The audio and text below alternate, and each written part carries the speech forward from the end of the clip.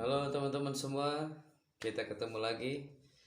Akhirnya kita akan sedikit membahas berita yang lagi rame-ramenya teman-teman. Kebetulan saya dengar sedang ada proyek yang sangat luar biasa, mega proyek teman-teman, yang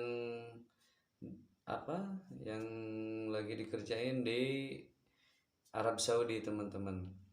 Ya, meskipun saya lihat-lihat dan dengar-dengar ternyata banyak pro kontra di proyek ini, tapi dengan ambisi yang sangat luar biasa dari pemerintahan Arab Saudi, dan kebetulan saya dengar juga itu Raja Arab Saudi ya yang sekarang ternyata sangat ingin menyelesaikan proyek ini teman-teman.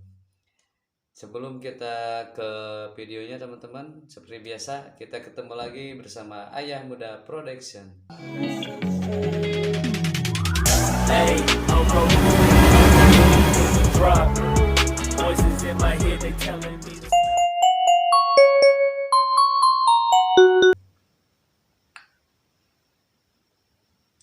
nah teman-teman semua, seperti apa proyek yang sedang dilakukan di Arab Saudi ini dan proyek apa itu, kita langsung lihat aja videonya teman-teman. Jadi biar nggak salah paham dan dapat pengetahuan yang baru juga. Nah, saya ambil video ini dari sepulang sekolah teman-teman. Nah, judul di sini tertera bahwa judulnya Project Kota Futuristik Arab Saudi. Teman-teman, ada yang terbunuh di pembangunannya, NEOM, Learning by Googling, teman-teman. Oke, tanpa buang banyak waktu lagi, kita langsung aja lihat videonya. Seperti apa, project apa yang sedang dilakukan di Arab Saudi tersebut, teman-teman. Kita cus langsung videonya. Kawasan di Pegunungan Sarawak yang bakal dijadiin destinasi ski es outdoor pertama di Semenanjung Arab. With the region's first outdoor ski experience, enjoy the buzz of world-class entertainment. Ternyata banyak pakar yang skeptis dan ngerasa kalau NEOM ini tuh terlalu bagus buat jadi nyata. Kita bahas mega proyek di negara-negara di dunia lagi. Kalau nggak salah dulu kan kita sempat bahas dikit ya tentang mega proyeknya Arab Saudi yang pengen bikin kota memanjang gitu. Pokoknya kotanya panjang aja udah gitu. Dan setelah gue baca-baca lagi, ternyata proyek kota memanjang ini bukan satu-satunya loh. Proyek-proyek yang lain juga ada. Dan yang lainnya juga ini gila-gila banget. Benar-benar ambisius banget lah. Dan salah satu mega proyek yang lagi dibangun sama pemerintah Saudi adalah sebuah area urban yang dikasih nama NEOM. Dan kota memanjang yang tadi kita bahas, yang namanya The Line, ya itu juga bagian dari mega proyek NEOM ini. Dan meskipun proyek ini tuh kedengerannya sama kelihatannya bagus banget, tapi ternyata banyak juga pihak yang skeptis bahkan ngeritik proyek ini. Nggak sedikit tuh pihak yang kontra sama proyek ini dengan berbagai alasan. Waduh, yang kontra ini kira-kira kenapa ya? Yaudah kalau gitu langsung aja kita bahas mega proyek NEOM. Proyek ambisius Arab Saudi buat bikin kawasan urban modern. Sama sekalian nanti selain The Line kita bahas juga ya proyek-proyek NEOM yang lain tuh apa aja sih di Learning by Googling. Learning by Googling, teman-teman. Nah, itu dia tadi kilasan pembuka dari sepulang sekolah, dari channelnya sepulang sekolah, teman-teman. Jadi ternyata Arab Saudi ini sedang mempersiapkan sebuah kota, teman-teman, yang sangat futuristik. Project NEOM namanya, yang membuat kota memanjang, teman-teman, dengan segala kecanggihan dan infrastruktur yang terdapat di sana, yang sangat banyak kontroversi juga di sini tadi kan. Biar kita lanjut lagi videonya, teman-teman. NEOM Oke, Arab sebelum kita bahas Project The Kota Line dan Futuristik lain-lainnya, Arab sebelum Saudi. itu enaknya kita bahas dulu nih. Proyek NEOM ini sebenarnya apa sih? Dan kenapa pemerintah Saudi sampai rela ngeluarin duit yang banyak banget buat ngebangun kawasan urban baru ini? Nah, kalau menurut website resminya disebut NEOM ini adalah sebuah kawasan baru yang dibangun di sebelah barat laut Arab Saudi. Tepatnya di Provinsi Tabuk. Jadi ternyata Neom ini tuh bukan satu kota doang ya. Dia ini satu area besar yang terdiri dari beberapa kota gitu dan beberapa region gitu. Dan nggak sekedar jadi kawasan baru, kawasan Neom ini tuh bakal ngadaptasi konsep kawasan berkelanjutan yang ditunjang sama pengaplikasian teknologi-teknologi mutakhir. Bahkan nih, kalau kata Pangeran MBS, Pangeran Mohammed bin Salman, putra mahkota Saudi, dia bilang kawasan Neom ini tuh bakal punya regulasi dan sistem ekonomi independen yang beda dengan kawasan lain di Arab Saudi. Oh, sorry teman-teman, saya koreksi sedikit tadi. Ternyata Pangeran Putra Mahkota ya, yang sangat ingin melakukan project ini teman-teman. Oke, kita langsung lagi videonya. Iya, jadi nantinya Neom ini bakal punya undang-undang perpajakan dan ketenagakerjaannya sendiri. Bahkan sampai sistem peradilannya juga bakal otonom loh. Wah, ini kan langkah yang berani ya. Dan ide buat ngebangun Neom ini, ide buat ngembangin kawasan urban baru dengan nerapin konsep berkelanjutan ini tuh awalnya dicetusin di tahun 2017 sama Pangeran MBS sendiri. Dan munculnya gagasan ini juga nggak lepas dari rencana jangka panjang pembangunan negara Arab Saudi, atau biasa disebutnya tuh Saudi Vision 2030. Ya, intinya Saudi Vision 2030 ini tuh rangkaian kebijakan Arab Saudi buat lepas dari ketergantungan ekonomi di sektor minyak, dan mulai ngelakuin diversifikasi ekonomi. Intinya biar nggak minyak terus, mereka mulai nih mikirin sumber pemasukan lain buat negaranya. Jadi kalau nanti misalnya harga minyak dunia anjlok atau cadangan minyaknya habis, Arab Saudi tuh nggak akan panik karena mereka udah punya backup sumber pemasukan lain kan. Nah, Saudi Vision 2030 tuh intinya itu. Dan kalau lu ingat sebenarnya udah banyak ya negara yang mulai bikin vision-vision gini juga ya. Kayak di Mesir ada Egypt Vision 2030, di Rwanda ada Rwanda Vision 2030, terus di Brunei juga ada tuh. Namanya Wawasan Brunei 2035. Jadi ya emang udah banyak yang begini ya. Kalau Indonesia tapi ada gak ya? Ada gak ya? Ada gak sih? Nah, nama Neom sendiri ini tuh gabungan dari dua kata. Dari kata bahasa Latin neo yang artinya baru, sama kata bahasa Arab mustakbal yang artinya masa depan. Berarti kalau Neom tuh apa berarti? Masa depan yang baru. Terus selain itu huruf M-nya juga dipercaya merujuk ke nama Muhammad bin Salman, si pencetus Neom. Jadi nama Neom ini kalau diartiin semuanya tuh jadi kayak semacam kota masa depan baru yang dicetusin Muhammad bin Salman ya. Jadi gitu ya. Tapi ya nggak heran juga sih kalau kawasan Neom ini tuh dinamain kota masa depan. Karena ya kan gue bilang tadi, nantinya Neom tuh bakal jadi pusat kehidupan yang futuristik dan berkelanjutan. Nah ini biar bisa lebih kebayang sefuturistik apa sih Neom ini emang sebenarnya, biar bisa begitu. Ini enaknya kita bahas per proyeknya kali ya. Bakal ada apa aja sih di Neom sebenarnya? Nah, proyek yang pertama sekaligus yang paling ikonik itu pastinya The Line. Kota memanjang yang bakal membentang sepanjang jadi proyek Neom itu nggak cuma dalam satu 200 meter doang dan tingginya tuh sekitar 500 meter.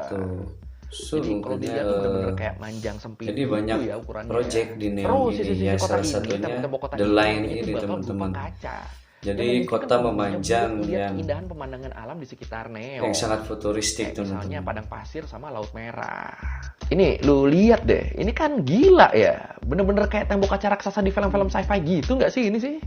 Beneran apa ya? Berasa futuristiknya ya. 90% من البشر يتنفسون هواء ملوث. لماذا نقبل أن نضحي بالطبيعة في سبيل التنمية؟ اليوم بصفتي رئيس مجلس إدارة نيوم نقدم لكم ذا لاين، مدينة مليونية بطول 170 كيلو. Dan nggak cuma itu, The Line juga bakal dirancang buat jadi kota yang ramah lingkungan banget. Kalau menurut website Neom disebut 100% sumber energi di sini tuh bakal disuplai sama pembangkit energi terbarukan. Dan 95% lahannya tuh bakal dipakai buat keperluan pelestarian alam. Ini mayoritas banget anjir yang buat pelestariannya ya. Terus yang gila lagi nih, di kota ini nantinya juga nggak bakal ada jalan raya loh. Nah jalannya aja nggak ada, apalagi kendaraan pribadi. Udah pasti nggak ada juga kan. Ya pokoknya di sini nggak akan ada emisi lah. Terus buat transportasinya pakai apa? Nah buat keperluan vital masyarakatnya, kayak buat beli kebutuhan sehari-hari gitu, sama buat akses kesehatan sampai pendidikan, itu tuh semuanya bakal bisa ditempuh dalam waktu 5 menit aja dengan jalan kaki. Jadi kayak ke sekolah, ke rumah sakit gitu, lu udah nggak perlu naik kendaraan apa-apa tuh. Jalan kaki udah cukup tuh. Lu tinggal di sisi manapun di The Line ini, pokoknya jarak lu ke rumah sakit atau ke sekolah itu tuh bakal cuma 5 menit jalan kaki doang. Nah baru, kalau lu pengen ke tempat yang agak jauh, dari ujung ke ujung misalnya, itu baru tuh ada moda transportasinya. Dan buat moda transportasinya, itu tuh bakal disediain kereta listrik super cepat dengan waktu tempuh dari ujung The Line ke ujung lainnya itu cuma 20 menit doang. Ini kan berarti benar-benar apa ya? Benar-benar Iya, gitu cepet ya. banget 170 km loh, cuma 20 menit doang. Imagine a traditional city and consolidating its footprint, designing to protect and enhance nature.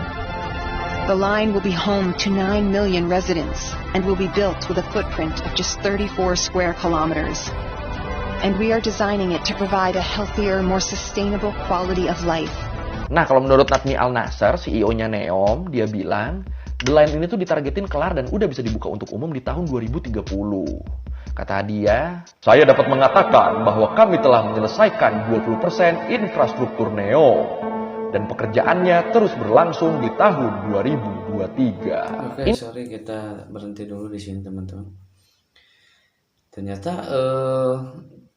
pengen cepet juga ya, maksudnya proyeknya sudah berjalan berapa lama ini ya? Soalnya kan ini targetnya sampai ke di tahun 2030 pengen ini sudah bisa digunakan.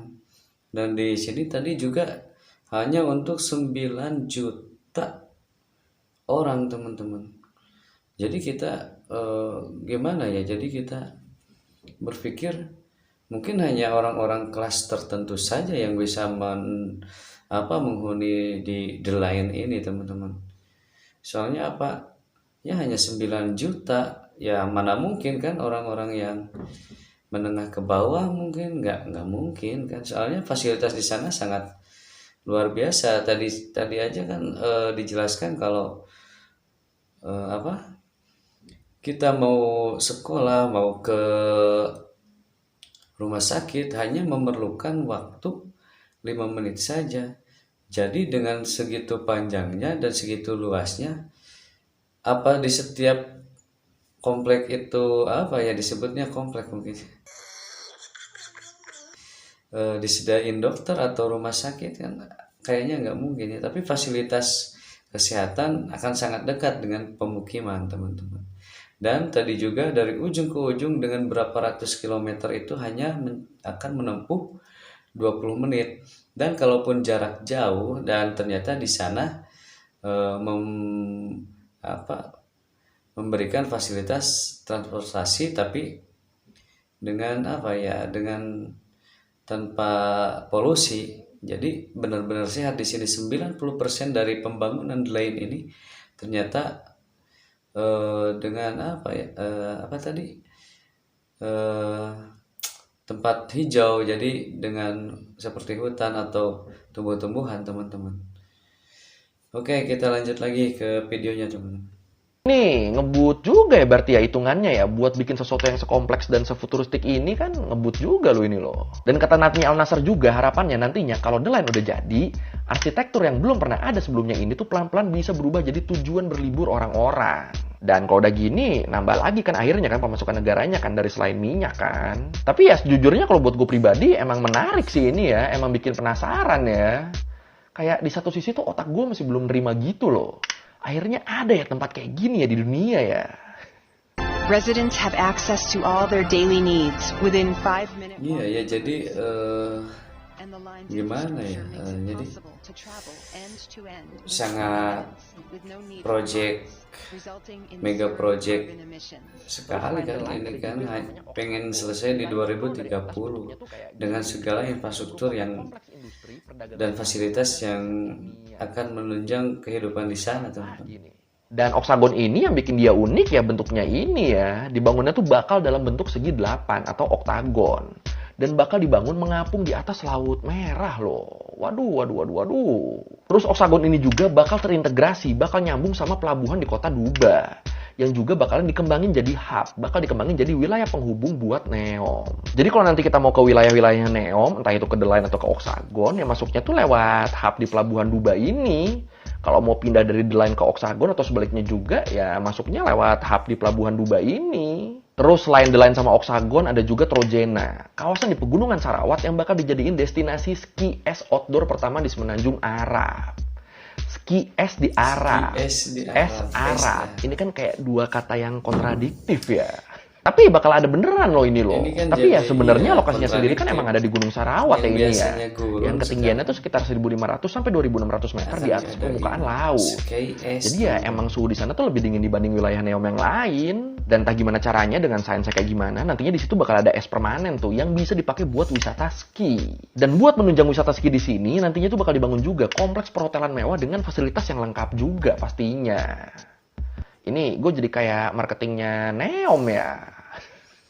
The seasonal climate provides a multitude Ini of sih high udah altitude adventures in the nggak masuk, belum masuk ya ke pikiran saya. ski experience. Soalnya dengan apa Entertainment. The crisp disebutnya itu and the world's most keadaan di and well-being center. daerah Arab itu kan Body and soul. ingin dirubah dengan sedemikian rupa sehingga menciptakan apa, tempat yang hijau sampai ada es kan. Nah, buat Sindala ini, dia nih emang dibangun buat nyasar komunitas ya. Komunitas yang nggak mungkin berasal dari orang-orang kelas menengah kayak kita dong. Nggak mungkin itu kan. Udah pasti ini targetnya orang-orang super tajir ya. Kalau menurut Dezin, Sindala tuh diproyeksikan buat mulai nerima turis di tahun 2024. Dan bakal jadi proyek pertamanya Neom yang kelar nih. Ini, gue masih takjub sih, bakal sekeren apa ya nantinya kalau proyek Neom ini kelar semua ya. Apalagi yang The Line tadi tuh, itu penasaran banget gue. Ya, gue sih ngarepnya semoga ntar kalau udah kelar bakal disuruh bikin konten promosi langsung di sana ya. Amin, amin, amin, amin, amin. Ini, orang Neom tolong tonton video saya nih. Kali aja beneran ya. Visitors can unwind and indulge in the refinement offered throughout the island with luxury tailored to the world's most sophisticated tastes. Arrive in style at Sindala and stroll along the glamorous promenade and marina adjoining the exclusive yacht club. Tapi sayangnya walaupun digadang-gadang jadi titik pencapaian baru manusia dalam ngebangun kawasan urban, tapi tetap nih proyek Neom ini ternyata nggak lepas dari berbagai masalah. Emang ada masalah apa? Salah satu isu yang banyak menuai kontroversi dalam pembangunan kawasan Neom ini adalah isu pelanggaran HAM yang menimpa kelompok suku Huwaitat. Buat yang mungkin belum tahu nih, suku Huwaitat ini mereka tuh merupakan bagian dari Bani Yudam, sebuah kelompok masyarakat yang tinggal di selatan Syam sama di barat laut semenanjung Arab. Di mana saat ini kelompok ini tuh banyaknya tersebarnya di Yordania sama Arab Saudi, khususnya di wilayah barat laut, di wilayah yang rencananya bakal jadi kawasan Neom tadi. Ini baru segini aja langsung berasa bau-bau konfliknya ya. Kalau menurut The Guardian, sekarang ini ada sekitar 20.000 masyarakat suku Huwaitat yang terancam diusir paksa gara-gara mega proyek Neom ini. Padahal sebenarnya kalau kita lihat dari sejarahnya, keberadaan suku ini di sana tuh udah ada dari sekitar abad ke-18 loh. Jauh sebelum Bani Saud ngediriin Arab Saudi. Dan kalau menurut Ali Yahya Abu Tiyah Al-Huwaiti, aktivis suku Huwaitat, dia bilang pembangunan Neom ini tuh jelas buat kaum elit doang, bukan buat rakyat jelata. Menurut dia nggak akan ada tuh masyarakat Huwaitat asli sana yang bakal diajak tinggal di proyek-proyeknya Neom, nggak akan ada. Kalau kata dia, masyarakat asli sana tuh malah dipaksa buat angkat kaki. Ini kasihan amat ya. Terus ketegangan makin memuncak waktu aktivis yang vokal nolak penggusuran pemukiman Huwaitat, Abdul Rahim Al-Huwaiti, justru ditembak mati di rumahnya dan pelaku penembakan itu dipercaya otoritas Arab Saudi. Waduh. Terus selain yang ditembak di rumahnya tadi, ada juga 3 orang aktivis lain yang ditangkap dan dijatuhi hukuman mati. Sama ada 3 orang juga yang dijatuhi hukuman penjara. Nah di sini PBB lewat Office of High Commissioner for Human Rights, mereka nih udah ngutuk keras tindakan Arab Saudi ini dan minta Saudi buat ngebebasin para terdakwa.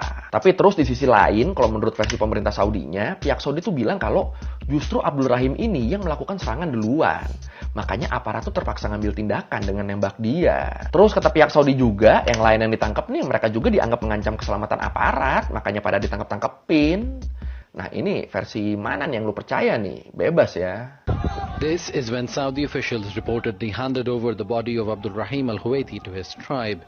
His family denies the official narrative that Abdul Rahim was a terrorist who was killed after opening fire at security forces.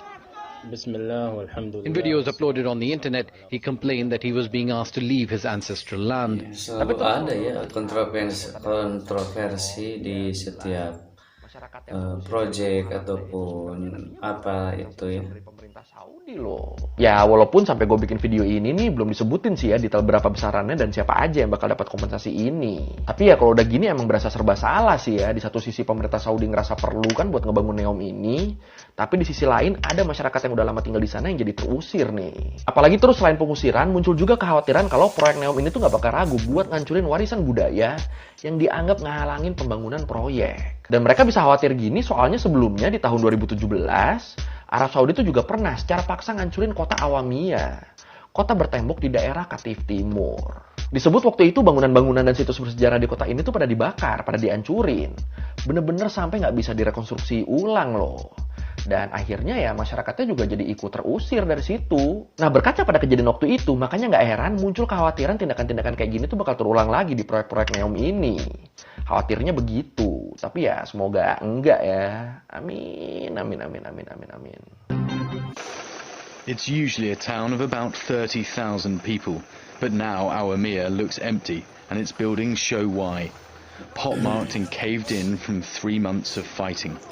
Terus selain isu sosial budaya, NEOM juga dihadapkan sama berbagai kritik dari banyak pakar dan ilmuwan loh. Ternyata banyak pakar yang skeptis dan ngerasa kalau NEOM ini tuh terlalu bagus buat jadi nyata. Too good to be true ini. Emang yang too good to be true-nya yang mana aja? Misalnya nih, soal gagasan ngejadiin NEOM kawasan yang mandiri pangan dengan inovasi greenhouse dan pertanian vertikal. Nah ini tuh sama banyak pakar dianggap terlalu muluk-muluk. Soalnya sampai saat ini Arab Saudi tuh masih harus ngimpor 80% sumber makanannya dari luar negeri. Makanya jadi banyak ahli yang mikirnya tuh, sekarang aja masih kesulitan buat mandiri pangan, mimpi apa tahu-tahu bisa jadi full mandiri di kawasan ini. Kurang lebih gitu mikirnya, soalnya para ahli ini tuh ngerasa mereka nggak ngelihat proses transisinya nih, dari yang 80% impor tiba-tiba jadi full mandiri. Terus selain itu, kayak gue bilang di awal tadi, sampai saat ini Saudi itu kan masih bergantung banget sama minyak ya. Pendapatan negara terbesar sampai saat ini ya dari ekspor minyak, dan biaya pembangunan NEOM juga nggak jauh-jauh dari pendapatan minyak mereka. Nah ini faktor ini sama banyak pihak juga dianggap jadi kontradiktif nih. Mereka tuh jadi kayak, katanya konsep NEOM mau ramah lingkungan, mau berkelanjutan, tapi kok ngebangunnya pakai duit dari minyak? Gimana nih? Tapi terus pendapat barusan banyak juga tuh dikonter dengan pendapat, ya nggak apa-apa kali ngebangunnya pakai duit minyak, hitungannya kan itu modal awal aja, biar nantinya bisa lebih ramah lingkungan, bisa lebih berkelanjutan. Dan kalau gue pribadi setuju sama statement yang terakhir sih, ya nggak apa-apa kalau pakai minyak, orang sekarang sumbernya ada dari situ kan. Dan ini ya nggak salah juga sih, ya mau gimana, emang sekarang sumber pemasukannya minyak doang, ya nggak apa-apa dong bangunnya pakai minyak. Yang penting kan nantinya bisa lebih go green kan, bisa lebih berkelanjutan, bisa lebih ramah lingkungan. Kalau nggak dimulai dari sekarang ya kapan coba mau go greennya kan? Tapi terus yang jadi masalah, kalau menurut Dr. Ioana De Plate, seorang pakar negosiasi perubahan iklim di University of Cambridge, dia bilang buat neken angka peningkatan suhu di bawah 1,5 derajat, dunia tuh harus ngurangin angka produksi minyak sampai 5% sampai tahun 2030.